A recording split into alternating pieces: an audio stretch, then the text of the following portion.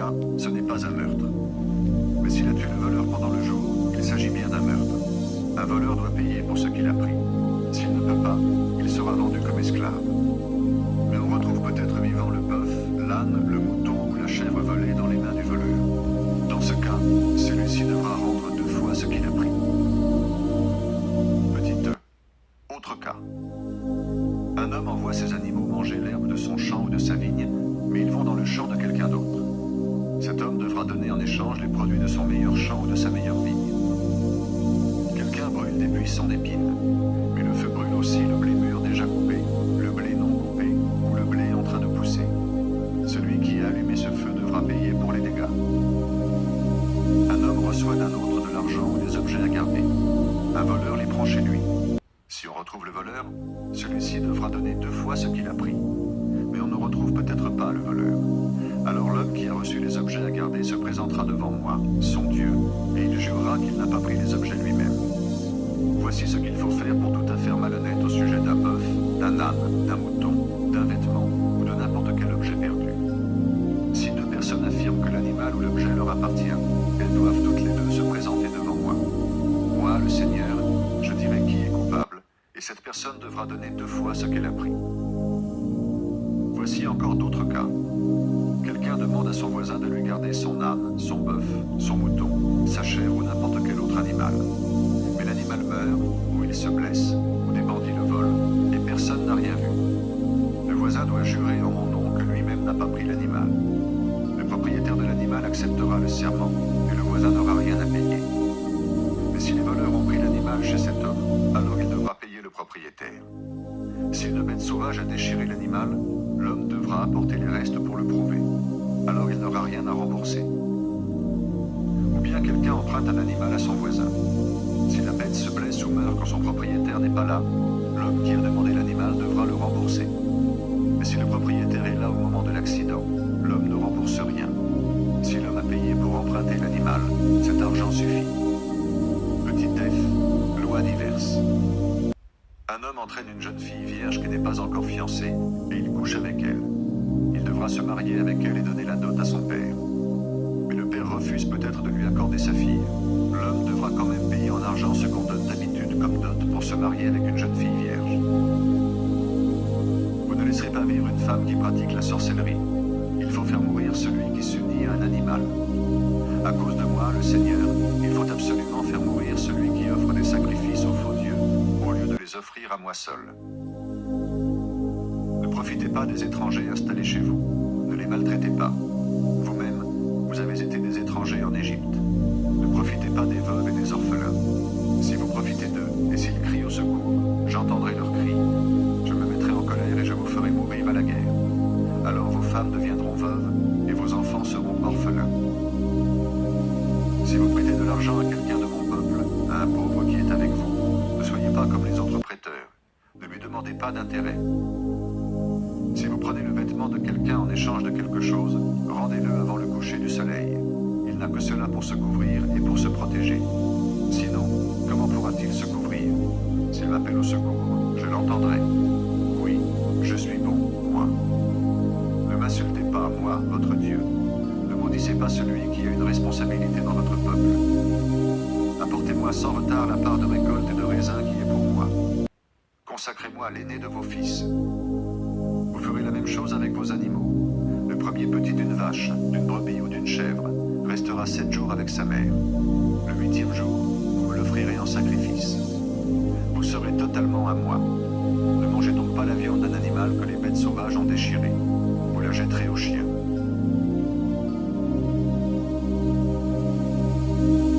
Petit G. Le respect des faibles. Ne répandez pas de faux bruits. Ne défendez pas un coupable en témoignant faussement. Ne suivez pas l'avis du plus grand nombre pour faire le mal. Quand vous êtes témoin dans un procès, ne suivez pas l'avis du plus grand nombre si les gens suivent un chemin tordu. Ne favorisez pas un pauvre dans un procès. Si votre ennemi a perdu son bœuf ou son âne, rendez-lui l'animal quand vous le trouvez. Si l'âme de votre ennemi tombe sous sa charge, ne le laissez pas ainsi. Aidez votre ennemi à le remettre debout. Dans un procès, ne soyez pas injuste envers le pauvre qui vous demande de l'aide. N'écoutez pas les mensonges. Ne faites pas mourir l'innocent, ni celui qui est honnête. Si vous faites cela, moi, le Seigneur, je ne vous déclarerai pas innocent. N'acceptez pas de cadeaux. Les cadeaux rendent aveugles même ceux qui voient clair, et ils faussent le jugement des gens honnêtes. Ne profitez pas des étrangers installés chez vous. Vous connaissez bien leur vie, puisque vous avez été des étrangers en Égypte. Petit H, l'année de repos et le jour du sabbat. Pendant 6 ans, vous sèmerez des graines dans vos champs, et vous récolterez leurs produits. Mais la 7e année, vous laisserez la terre se reposer, et vous ne récolterez rien. Les pauvres parmi vous y trouveront leur nourriture, et les animaux sauvages mangeront ce qu'ils laisseront. Vous ferez la même chose pour vos vignes et vos oliviers. Pendant 6 jours, faites ce que vous avez à faire, mais le 7e jour, ne travaillez pas. Alors vos bœufs et vos ânes pourront se reposer, les serviteurs et les étrangers installés chez vous pourront reprendre leur souffle. Respectez attentivement tout ce que je vous commande. Ne priez jamais les dieux étrangers, ne dites même pas leur nom. Petit I, les fêtes religieuses. Chaque année, vous célébrerez 3 grandes fêtes en mon honneur. La première fête sera celle des pains sans levain. Au cours du mois des épis, pendant 7 jours, vous mangerez des pains sans levain, comme je l'ai commandé. En effet, c'est au mois des épis que vous êtes sortis d'Égypte. Vous ne viendrez pas me voir les mains vides. Ensuite, vous célébrerez la fête des moissons quand vous récolterez les premiers produits des champs que vous cultivez.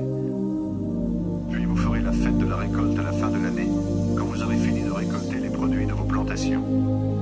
3 fois par an, tous les hommes de votre peuple viendront se présenter devant moi, le Maître, le Seigneur.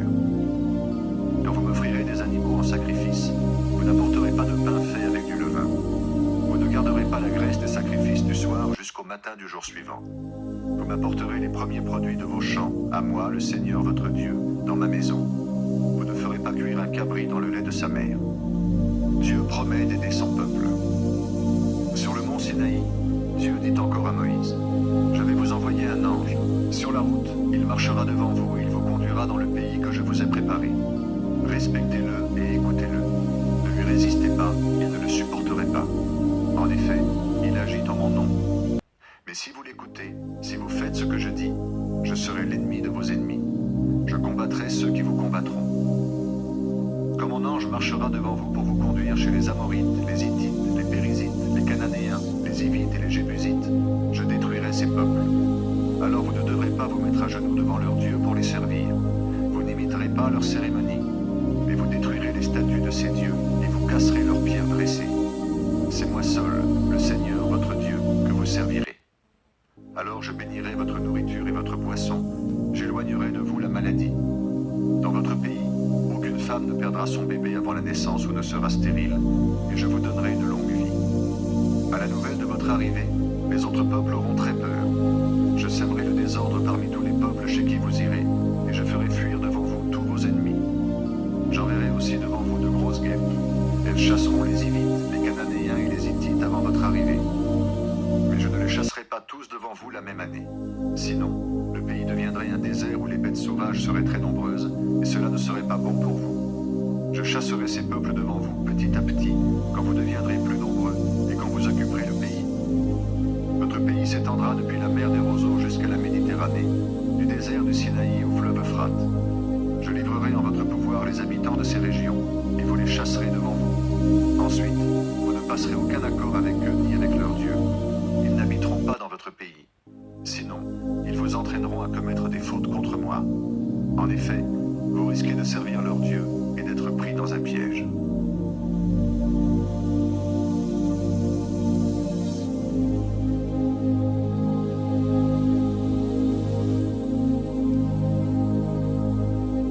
La cérémonie d'alliance entre Dieu et son peuple. Le Seigneur dit à Moïse, « Monte vers moi sur la montagne avec Aaron, Nadab, Abihu et 70 des anciens d'Israël. Quand vous serez encore loin, vous vous mettrez à genoux devant moi. Toi seul tu t'approcheras de moi, les autres ne s'approcheront pas, et le peuple ne montera pas avec vous sur la montagne. » Moïse va dire au peuple d'Israël toutes les paroles du Seigneur et tous ses commandements. Alors tout le peuple répond d'une seule voix, « Nous ferons tout ce que le Seigneur a dit. » Moïse met par écrit toutes les paroles du Seigneur. Puis il se lève tôt le matin. Il construit un autel au bas de la montagne et il dresse 12 pierres, une pour chaque tribu d'Israël. Moïse envoie quelques jeunes Israélites offrir des sacrifices complets. Il tue aussi des taureaux, et il les offre en sacrifice de communion. Moïse met la moitié du sang dans des coupes, et il verse l'autre moitié sur l'autel. Il prend ensuite le livre de l'Alliance, et il le lit à haute voix devant le peuple. Les Israélites disent « Tout ce que le Seigneur a dit, nous le ferons, et nous lui obéirons. » Alors Moïse prend le sang, il en lance sur le peuple en disant « Voici le sang de l'Alliance que le Seigneur a fait avec vous, en accord avec tous ses commandements. » Après cela, Moïse monte sur la montagne avec Aaron, Nadab, Abihu et les 70 anciens d'Israël. Il voit le Dieu d'Israël. Sous ses pieds, on dirait un sol de pierres précieuses bleues, aussi pur que le ciel. Dieu ne fait pas de mal aux notables d'Israël. Ils peuvent le regarder, puis ils mangent et ils boivent. Moïse rencontre Dieu sur la montagne. Le Seigneur dit à Moïse, « Monte auprès de moi sur la montagne et reste là. Je vais te donner les tablettes de pierre sur lesquelles j'ai écrit les commandements de la loi. Tu les enseigneras aux Israélites. » Moïse, accompagné de Josué, son serviteur, monte sur la montagne de Dieu. Mais avant de monter, il dit aux anciens, « Attendez-nous ici jusqu'à notre retour. Aaron et Our restent avec vous. Si vous avez un problème à régler, allez les trouver. » Moïse monte donc sur la montagne. Le nuage de fumée la recouvre. La gloire du Seigneur reste sur le mont Sinaï, et le nuage de fumée le couvre pendant 6 jours. Le 7e jour, le Seigneur appelle Moïse du milieu du nuage. Les Israélites voient alors la gloire du Seigneur comme un feu dévorant au sommet de la montagne. Moïse entre dans le nuage de fumée, et il continue à monter. Il reste là-haut 40 jours et 40 nuits.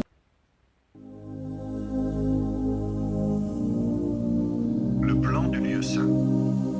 Les dons des Israélites pour le lieu saint. Le Seigneur dit à Moïse, « Demande aux Israélites de faire des dons pour moi. Vous les recevrez de tous ceux qui les offriront de bon cœur. Voici les dons que vous recevrez d'eux. Or, argent, bronze, très belle laine violette, rouge clair ou rouge foncé, lin fin, poil de chèvre, peau de bélier teinte en rouge, beau cuir, bois d'acacia, huile pour les lampes, parfum pour l'huile de consécration et pour le parfum à brûler, pierres rouges et autres pierres précieuses pour les l'éphod et pour la pochette du grand prêtre. Les Israélites me feront un lieu saint et j'habiterai au milieu d'eux. Je vais te montrer le plan de la tente sacrée et les modèles à suivre pour fabriquer les objets. Vous les ferez exactement comme cela. Le coffre de l'Alliance. Vous fabriquerez un coffre en bois d'acacia. Il aura 125 cm de long, 75 cm de large et 75 cm de haut. Vous le recouvrirez d'or pur à l'intérieur et à l'extérieur. Vous mettrez une bordure en or tout autour. Vous fabriquerez 4 anneaux en or et vous les fixerez aux 4 coins du coffre. 2 anneaux d'un côté, 2 anneaux de l'autre. Vous couperez aussi 2 barres en bois d'acacia et vous les recouvrirez d'or. Vous les passerez dans les anneaux de chaque côté du coffre pour le transporter. Vous laisserez les barres dans les anneaux, vous ne les enlèverez plus. Dans ce coffre, tu mettras les tablettes de l'Alliance que je te donnerai. Vous fabriquerez le couvercle du coffre en or pur. Il aura 125 cm de long et 75 cm de large. Vous fabriquerez 2 chérubins en or battu aux 2 bouts du couvercle. Ces 2 chérubins formeront une seule pièce avec le couvercle à chaque bout. Ils seront l'un en face de l'autre et ils auront le visage tourné vers le couvercle. Leurs ailes seront ouvertes toutes grandes vers le haut et elles protégeront ainsi le couvercle. Dans le coffre, tu mettras les tablettes de l'Alliance que je te donnerai. Puis tu mettras le couvercle sur le coffre. C'est là que je me montrerai à toi, sur le couvercle du coffre, entre les 2 chérubins. C'est là que je te donnerai mes ordres pour les Israélites. La table des pains offerte à Dieu. Ensuite, vous fabriquerez une table en bois d'acacia. Elle aura 1 mètre de long, 50 cm de large et 75 cm de haut. Vous la recouvrirez d'or pur et vous ferez une bordure en or tout autour. Sur les 4 côtés, vous mettrez un cadre de 8 cm de large et là aussi, vous fabriquerez une bordure en or. Vous fabriquerez 4 anneaux en or. Vous les fixerez aux 4 coins, près des 4 pieds. Les anneaux seront près du cadre. On fera entrer des barres dans les anneaux pour pouvoir transporter la table. Vous couperez 2 barres en bois d'acacia et vous les recouvrirez d'or. Elles serviront à transporter la table. Vous fabriquerez en or pur des plats, des coupes, des récipients, des bols pour les offrandes de vin. Sur cette table, vous placerez les pains que vous m'offrirez. Il y en aura toujours devant moi. Le porte-lampe a 7 branches. Vous fabriquerez un porte-lampe en or pur battu. Le bas et la tige, les coupes, les boutons et les fleurs formeront une seule pièce. 6 branches partiront de la tige du milieu. 3 branches à droite, 3 branches à gauche. Sur chaque branche, il y aura 3 coupes en forme d'amande avec boutons et fleurs. Sur la tige du milieu, il y aura 4 coupes en forme d'amande avec boutons et fleurs. Il y aura aussi un bouton sous les 2 premières branches qui partent l'une à droite et l'autre à gauche de la tige du milieu. Ce sera la même chose pour les 6 branches qui sortent du porte-lampe. Les boutons et les branches formeront une seule pièce avec le reste du porte-lampe. L'ensemble sera en or pur battu. Vous fabriquerez 7 lampes. Vous les mettrez sur le porte-lampe pour qu'elles donnent de la lumière devant lui. Ses pincettes et ses cendriers seront en or pur. Pour fabriquer le porte-lampe, les pincettes et les cendriers, vous prendrez 30 kilos d'or pur. Toi, Moïse, tu feras tout fabriquer selon le modèle que je te montre ici, sur cette montagne.